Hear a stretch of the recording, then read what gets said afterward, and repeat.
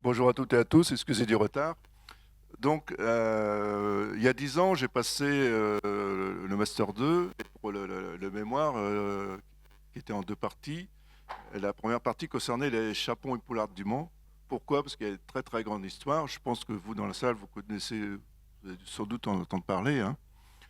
Et donc, on parlait de chapons et poulardes du Mans, chapons et poulardes du Maine.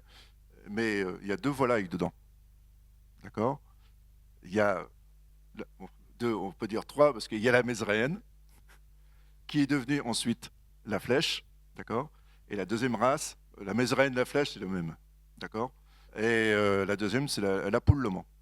Mais une fois abattus, les deux étaient confondus et s'étaient vendus sous l'appellation Chapon et Poulard du Mans, qui était principalement destiné à la clientèle parisienne. Parce qu'ici, pendant quelques années, ils s'en élevaient pas mal, mais c'était une volaille qui était élevée à titre lucratif, parce qu'en fin d'année, pour les fermiers, c'était difficile à cette époque-là. Et c'était un moyen de finir l'année avec une finance un peu plus confortable, même si le travail était quand même très, très, très périlleux. Alors, on voit les deux volailles. Donc, sur la gauche, on voit la poule la flèche. Alors, on appelle aussi, c'est la poule du diable par rapport aux deux cornes. Donc vous avez une photo très ancienne là-haut et une photo très récente en bas. Et à droite, c'est la poule Le Mans. Et la différence, c'est que la poule Le Mans, c'est une crête frisée. D'accord? Et point de vue gabarit, la poule La Flèche, elle est un peu plus haute sur pattes et un peu plus grosse aussi en finition. Alors par rapport aux volailles d'aujourd'hui, hein, alors ça, faut vous dire que ça a 500 ans d'histoire. D'accord? La première trace écrite qu'on a trouvée, c'est au XVe siècle, et à Mézeray. C'est pour ça qu'on appelait ça à cette époque-là la Mézeréenne. Et donc moi, j'ai travaillé sur ce mémoire de la fin du XVIIIe jusqu'au milieu du XXe. Pourquoi jusqu'au milieu du XXe? Parce que malheureusement, l'élevage, le commerce a été terminé. D'accord? Celle de la flèche, ça durait plus longtemps, mais dès le début du XXe, là, pour le moment, il y avait quasiment plus. Quasiment plus. Vous allez comprendre pourquoi tout à l'heure. Ça, c'est une photo très ancienne. On a une fermière qui a les deux poulards dans la main, à droite et à gauche. Et on voit sur la droite, on a la poule Le Mans, alors qui est la crête frisée. C'est une des seules photos qu'on ait trouvées en ayant les deux volailles exposées comme ça. Et à gauche, c'est la poule La Flèche. Alors, c'est une photo assez récente, il y a 100 ans, d'accord? Mais elle est très utilisée dans l'histoire, parce que c'est une carte postale et qui est très jolie en noir et blanc, et c'est très significatif. Alors, tout d'abord, expliquer ce que c'est une poularde. Alors, une poularde, c'est une volaille femelle châtrée et engraissée sur la paille dans l'obscurité. Alors, le gros souci de la poularde qui était châtrée, c'est qu'il y avait une mortalité très, très importante. Donc, on va dire, ça fait à peu près 2-3 siècles que les poulardes, elles n'étaient plus châtrées du tout. Parce qu'il y avait vraiment une mortalité. Ils ne maîtrisaient pas cette opération qui était assez périlleuse. Et puis, on n'avait pas non plus les mêmes notions d'hygiène, d'accord? Mais par rapport au chapeau, la poularde, il y avait une mortalité très importante. Donc maintenant, elles sont tout simplement bien engraissées. Alors, une poularde commune, c'est une volaille femelle non opérée, mortalité trop importante, je vous l'ai expliqué, hein, après prélèvement des ovaires. Moi, j'ai participé au chaponnage, on fait ça à l'âge de 4-5 semaines, suivant les races. Et concernant le chapon, testicule, c'est vraiment quoi? Comme un gros gaderie, hein. Voilà. Et si vous allez visiter les élevages, de temps en temps, vous entendez un coq qui chante. Tout simplement, c'est que le chaponnage, si on laisse un tout petit bout de testicule, il repousse. Et la différence par rapport à la crête, c'est que le chapon, quand le chaponnage est bien réussi, sa crête ne bouge plus. Par contre, le coq, la crête se développe normalement. Et un chapon, c'est une volaille mâle castrée, engraissée et finie sur la paille dans l'obscurité. C'est toujours d'actualité. C'était l'époque, il y a 100-200 ans, de ce qu'on appelait un coq vierge. Alors, c'est un coq vierge, c'est-à-dire c'est un coq qui n'a pas le droit de cocher, c'est-à-dire qu'il n'a pas le droit de toucher aux poules. Alors, c'est pas une volaille très très connue, mais il y a des fins gourmets qui recherchaient ce type de coq. Donc, coq castré, engraissé pareil dans l'obscurité et séparé des poules. afin de l'empêcher de cocher. Alors, c'était quand même particulier parce que bien souvent, les éleveurs faisaient ça dans les greniers, obscurité. Et pour élever ça, pour les engraisser, il y avait en gros 2 écoles. Il y en a qui laissaient tout le temps les laitières. Alors, je ne vous dis pas l'odeur d'ammoniac, c'est terrible. Et il y a quelques éleveurs qui nettoyaient. Mais la majorité laissait sur la laitière et ils pouvaient engraisser de 6 à 8 semaines. Donc c'était quand même très très compliqué. Et je ne sais pas si vous avez déjà senti l'ammoniac, mais voilà. Et 2 fois par jour. Donc très très compliqué. Donc le commerce des chapons et des poulardes sous l'appellation Le Mans comprenait non seulement la race Le Mans et la Flèche. Le marché de la Flèche, ils en vendaient beaucoup. Mais le principal centre était Le Mans. Il faut savoir que jusqu'au fin 19e, tout se faisait par carrosse chevaux, parce que ici, le train, c'est arrivé qu'en 1860. Donc du 15e jusqu'au milieu du 19e, tout partait, alors ça partait soit vivant ou mort, mais avec les chevaux. Et très, très souvent, vous voyez, le gavage, on commençait ça vers la Saint-Martin. Alors, on n'entend plus beaucoup parler aujourd'hui. Mais à cette époque-là, mi-novembre, Saint-Martin, c'était le démarrage des volailles grasses. Alors, on a une photo qui pareil, 100 ans. On voit, voilà, on voit un couple de race La Flèche. Hein. Donc, race de poule originaire de la Sarthe, dont une variété, la poule Le Mans, jouit d'une très haute réputation. Elle est de taille élevée, de forme élancée, son plumage uniforme noir et ses pattes bleu-gris. Et au soleil, quand vraiment on a une pure race, ça fait des reflets verts et bleus. C'est magnifique. Cette volaille à l'âge adulte prend l'engraissement d'une façon exceptionnelle. Sa chair est d'une finesse extrême. Elle se plie facilement à tous les climats et à toutes les nourritures. L'avoine, le sarrasin, l'orge, le son, le blé font bien l'affaire. Alors vous avez vu, il n'y a pas de maïs. D'accord ? Le reproche qui est fait au maïs, c'est de donner une couleur un peu jaunâtre. Et ce qui était recherché, c'était surtout la chair blanche avec le sarrasin. Il faut savoir qu'en France, le maïs, de toute façon, c'est pas si vieux que ça d'utiliser pour nourriture de la volaille. Hein. Les Américains, eux, c'est le contraire. Ils nourrissent beaucoup au maïs que nous, non. Plus le blé. Donc, vive et veillée, c'est une remarquable pondeuse. Par contre, c'est une mauvaise mère. Ça a un caractère assez sauvage. J'en ai fait élever par mes parents. 2 fois pour entrer dans le poulailler le soir, c'est dans les arbres. Et moi, j'habite à côté de Paragny-l'Évêque. J'ai rencontré un ancien jury de la race La Flèche qui en a élevé chez lui. La race, la Mézereine La Flèche, il en avait ras-le-bol parce que toujours dans les arbres. Et puis, le caractère, voilà. Donc là, on a le standard officiel en 1921. C'est une des dernières photos anciennes qu'on a sous cette forme-là. Parce qu'après, jusque 1950, on trouve encore quelques photos, mais après, c'était quasiment en perdition totale. Donc là, on a une belle photo, vous voyez, le coq tout seul à gauche, et puis on a vous voyez, la poule, on voit quand même les 2 petites cornes. Hein, le coq, c'est bien significatif. Et puis on a surtout le petit barbillon blanc. Et on voit un peu, vous voyez, à gauche, le petit reflet. C'est surtout quand il y a du soleil qu'on peut les distinguer. Alors, c'est une des races françaises les plus anciennes. Sa présence ainsi que sa renommée est attestée depuis le XVe siècle, ensuite durant le règne d'Henri IV. C'était servi dans les grands repas à Paris, dans les châteaux. C'était vraiment une volaille de prestige. À cette époque-là, les volailles de prestige, il n'y avait que la race La Flèche, Mézereine et Le Mans. Rien d'autre. Donc, durant 500 ans, elle représente avec fierté la Sarthe, comme sa cousine la poule Le Mans. Elle était très souvent mise en concurrence avec la race, la Bresse gauloise. La Bresse gauloise, hein, vous savez, c'est la volaille qu'on appelle blanche, patte bleue. Il y a 2 volailles en AOC au monde. La volaille de Brest, et depuis 2 ans, il y a la bourbonnaise. D'accord ? Il y en a que 2 dans le monde. Et c'est en France. Voilà. Donc, la Flèche, alias la Mézerée, parce que dans les livres d'histoire, du 15e et 16e siècle, c'est Mézeray qui est à l'origine de la race La Flèche.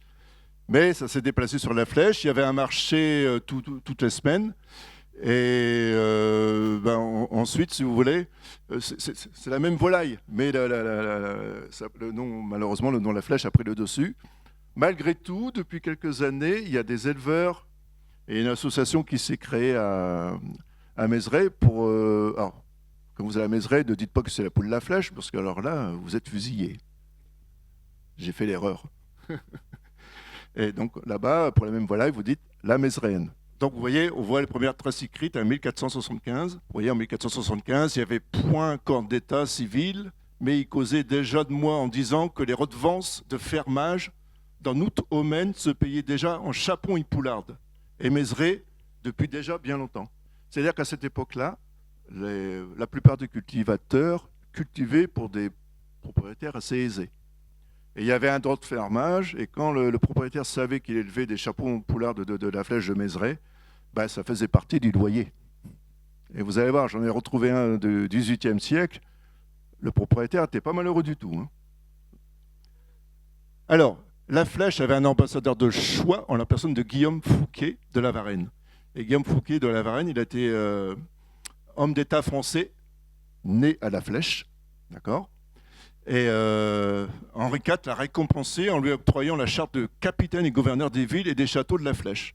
C'est-à-dire qu'il venait de temps en temps ici et il faisait escale dans les auberges pour manger cette volaille. Donc il a vraiment valorisé cette volaille auprès du roi. Donc ça a beaucoup aidé. Hein. C'est particulièrement et originairement à Mézeray, à ce qui paraît, que s'est établie la méthode et que continue l'usage d'engraisser ces belles volailles si fines et si estimées dans toute la France. Et ce que nous savons, je lis simplement ce que j'ai surligné en jaune, c'est qu'il résulte d'aveux consécutifs faits pour la terre de la poissonnière en Bousse. Bousse, c'est à côté de la Flèche, une commune presque limitrophe de Mézeray, depuis 1427 jusqu'en 1559. Alors, les centives, c'était les loyers. Vous voyez, lu dans le bail, alors Belfrayère, c'est une ferme de Bailleul, en 1774. Alors, le propriétaire, il exigeait auprès du locataire 2 poulards de grâce à la fête des rois. 2 poulards de grâce à carnaval. 6 poulets paillés à la moisson, 12 ifs de beurre, 2 veaux, 2 cochons l'été, un durant lequel mis en hiver, et bon, il passe une année tranquille quand même. Voilà. Alors, il faut savoir que ces volailles-là, c'est des volailles à croissance lente, voire très lente, parce que aujourd'hui, par exemple, le poulet label rouge de l'Ouest, c'est 84 jours. Ça, ces volailles-là, pour engraisser, c'est pas en dessous de 9-10 mois. Si vous voulez le consommer avant, 5-6 mois, le squelette est formé, mais la chair n'est pas développée. J'en ai fait l'expérience, c'est-à-dire que le blanc est plutôt plat, d'accord ? C'est pour ça qu'aujourd'hui, on en trouve très peu, parce que, point de vue économie, c'est pas du tout. On ne peut pas, d'un côté, faire des poulets express à 30-35 jours en batterie et comparer ces volailles-là. C'est pas possible. Donc le prix, c'est une viande de plaisir maintenant. Alors, en dessous de 4 ou 5 mois d'élevage, la race de la Flèche n'a que peu d'intérêt, même sans engraissement. C'est-à-dire qu'au vendu, poulet fermier de la Flèche. Voilà. Pas engraissé, c'était un poulet tout simplement. Et au XVIIe siècle, tous les cultivateurs de ce village fournissaient des chapons destinés à de grands festins des princes et des rois. Les volailles étaient engraissées et parquées dans de petits espaces avec peu de lumière du jour. Je vous ai dit, dans les greniers. Et alors parfois, pour faire un peu de lumière du jour, ils écartaient un petit peu les tuiles, d'accord ? Et 2 fois par jour, les paysans les gavaient de nourriture. Après quelques semaines de gavage, les volailles étaient vendues sous le nom de poularde ou chapeau du Mans ou de la Flèche. Et au cours du XVIIIe siècle, cette volaille est très en vogue. 17e, 18e, là vraiment, c'était 2 siècles très importants pour cette volaille qui était dans toutes les grandes tables. Cette volaille est très en vogue, elle est présente dans plusieurs citations. Louis XV et Madame de Pompadour en élevaient à Fontainebleau, à Compiègne, à Trianon, et même dans les combles du château de Versailles. Au souper de Louis XV, les gélinottes, alors gélinottes, c'est du Mans, sont à l'honneur. Gélinotte, c'est une jeune volaille. Une lettre datée du 8 janvier 1724, en provenance de Paris, montre bien que des envois de poulardes avaient lieu dans cette ville. Il y avait beaucoup de cadeaux au moment des fêtes de fin d'année qui étaient envoyés à Paris Et le cadeau, c'était d'offrir un chapon ou une poularde de la race à la flèche de Mézeray ou du Mans. C'était vraiment très, très apprécié. Donc, M. Regnault, notaire du Mans, avait envoyé à M. Royer 2 poulardes. Celui-ci, très content du présent, avait fait mettre au carrosse du Mans une boîte dans laquelle se trouvait l'almanach du palais. À cette époque, pas de ligne de chemin de fer. Il a fallu attendre l'année 1854. Il y a beaucoup vous savez, il y avait parce qu'il y avait des usines qui ont récupéré les plumes, d'accord. Et il y a quelques grands directeurs de grandes entreprises sartoises offraient des volailles à Paris pour les fins d'année. C'était un moyen à titre commercial, un geste commercial très très très apprécié. Alors, dans les annales de 1800, on parle des élevages de Mézeray qui lancent l'engraissement des volailles. Alors, c'est Mézeray qui a quand même lancé l'engraissement des chapons et des poulardes. Après, c'était la Flèche et le Mans a fait pareil. Mais la source, le terreau, c'est vraiment Mézeray quand même. Donc, on voit à droite, ce sont les habitants d'une paroisse à 3 lieues de la Flèche, nommée Mézeray, qui ont le premier pratiqué cette méthode. De là, elle s'est étendue dans toutes les campagnes environnantes. Le XVIIe siècle, je vous ai dit, furent l'âge d'or des poulardes et des chapons d'hymen, parce qu'on a le sarrasin, on a aussi les volailles en Mayenne. L'engraissement pour le marché parisien a continué jusqu'au milieu du XIXe siècle. Tué, emballé et présenté selon des règles précises, il gagne le domicile du propriétaire qui en demande en redevance. Les auberges où il régale les voyageurs des diligences, le marché parisien. Donc la Sarthe, il n'y avait que la Sarthe de toute façon, ravitaille la capitale Paris avec les chapons ainsi que les poulardes du Mans. C'était les 2 volailles vraiment festives. Et vers le début du 19e, le chapon et la poularde du Mans sont honorés lors d'un repas offert pour la reine d'Angleterre. Le concours des 50, parce qu'il y a quand même une guéguerre interne, forcément, entre la race Le Mans et la Flèche.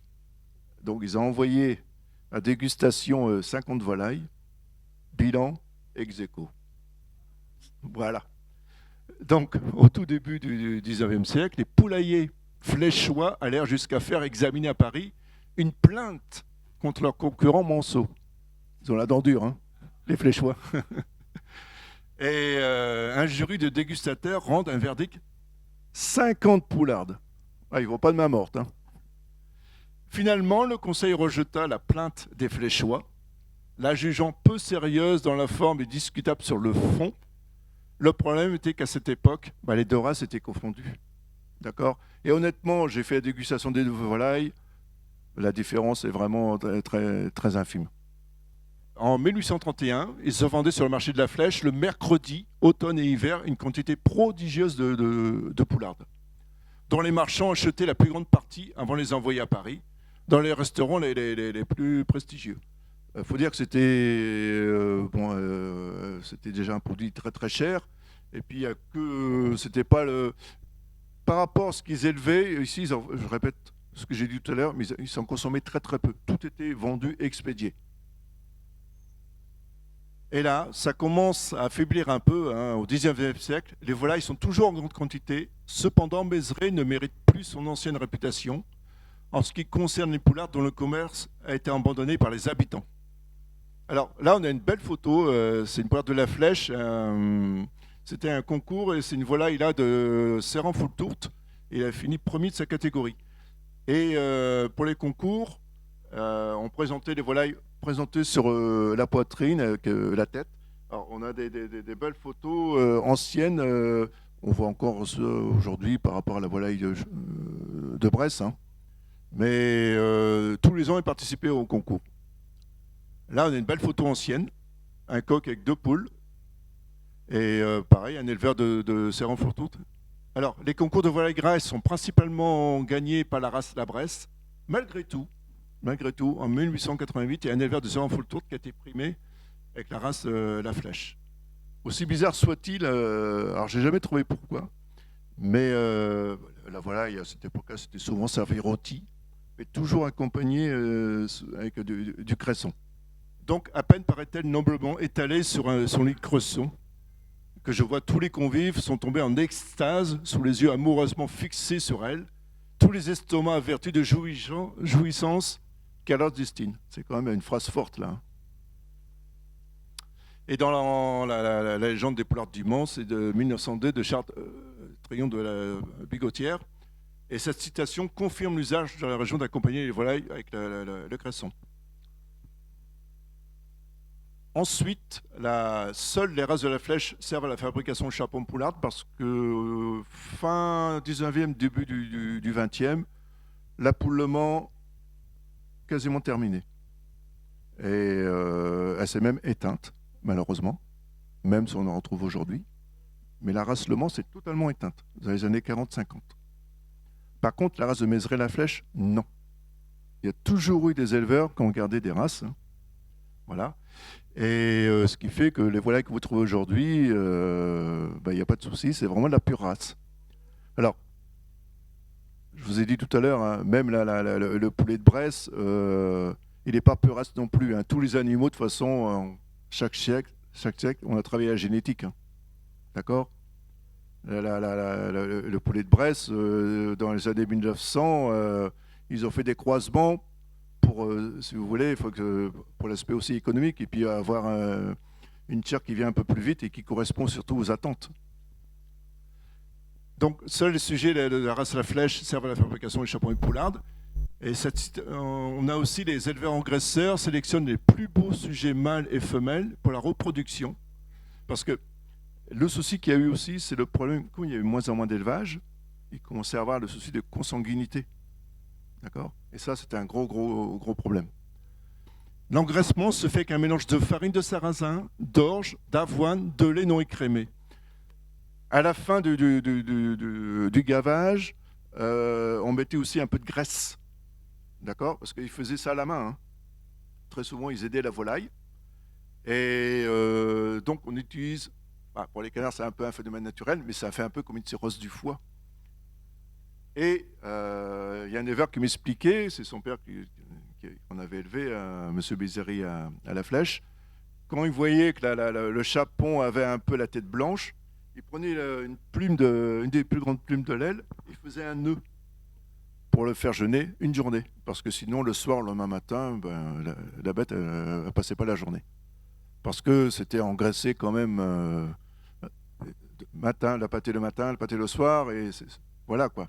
Il fallait faire attention à pas non plus que l'estomac soit toujours plein, voilà. Parce qu'il ne bougeait pas. Hein. Il ne bougeait pas, très peu de lumière, c'était pas facile pour l'éleveur engraisseur, mais les volailles, ils avaient quand même une triste fin de vie quand même. Donc cette citation nous informe qu'au début du XXe, seule la race à la flèche sert à la fabrication des volailles. Et début du XXe, je vous dis, on expédie encore à Paris, mais entre deux, la SNCF, les trains 1860, et là, c'est la volaille de Bresse qui, malheureusement, prend la place. En comparaison avec la volaille de la Flèche, les volailles grasses du Mans proviennent presque exclusivement de races pure la Flèche. Alors que dans la Bresse, on admet des croisements. Vous voyez ? On ne chaponne plus exactement. On n'opère plus ni les jeunes coqs, ni les jeunes poules. Mais je vous ai dit, hein, la poularde, ça fait très longtemps qu'ils avaient abandonné l'opération. Les volailles sont simplement engraissées, ce qui fait aussi de bons produits. Alors c'est pareil, hein, elles sont ce qu'on appelle épinettes. D'accord ? 3 semaines à mois, faut pas qu'elles bougent beaucoup, et puis elles ont à manger, à boire à volonté. Et la volaille, en finition, le lait, c'est très très bien, sauf qu'il faut faire attention à la quantité, parce qu'au niveau des intestins, si on en met trop, on peut perdre la volaille. Ce qui s'est passé aussi, ce qui n'a pas aidé du tout, c'est que c'était une main-d'œuvre assez lourde, et que la Première Guerre mondiale, il y avait forcément moins de main-d'œuvre, moins d'hommes, et surtout, elles étaient vendues moins chères, moins rentables, parce que la volaille, la Bresse, malheureusement, ont chaponné 1 mois ou 2 avant l'âge de la fléchoise. Donc c'était un peu plus rentable aussi. Donc la situation s'aggrava après la Première Guerre mondiale, et en 1923 au Mans, de la main-d'œuvre étrangère arriva même très jeune, mais ça ne suffisait pas. Ça suffisait pas. Les quantités ont toujours diminué assez fortement. Et Kurnorski, qui est un très grand guide gastronomique, en 1925, le guide gastronomique du Maine et du Perche de Kurnorski qualifie les poulardes et les chapons de curiosité rétrospective. Les chapons deviennent introuvables et la poularde féchoise de plus en plus rare sur les marchés, écrivait-il. Kurnorski, il allait dans tous les restaurants de la France, d'accord. C'était un bon vivant, hein. Et il faisait tous les mois des rapports sur les différents produits des restaurants. Et à son grand désarroi, il était déçu que les chapons poulards du Mans, c'était de plus en plus difficile d'en trouver. Là, je vous ai dit, on avait plusieurs photos, que la volaille était noire, aussi bien pour la Mézeray, la Flèche que le Mans. Le Mans, elle a toujours existé en noir, elle est toujours en noir. Par contre, la fléchoise, il n'y a pas que le noir. Il y a le blanc. Il y a aussi le plumage, vous connaissez le coucou de reine, vous savez que le gris est blanc. Et la fléchoise, on a fait des fléchoises naines, d'accord, des années 70. C'est peu connu, mais il y a eu quelques élevages en Belgique et en Allemagne. Alors, vous voyez la blanche, c'est quand même pure race, hein. D'accord, on voit les cornes. On voit à droite le coq noir, on voit en bas la coucou de reine, comme le même plumage que la coucou de reine. Elle est quand même bien mise en habit noir, hein, mais bon.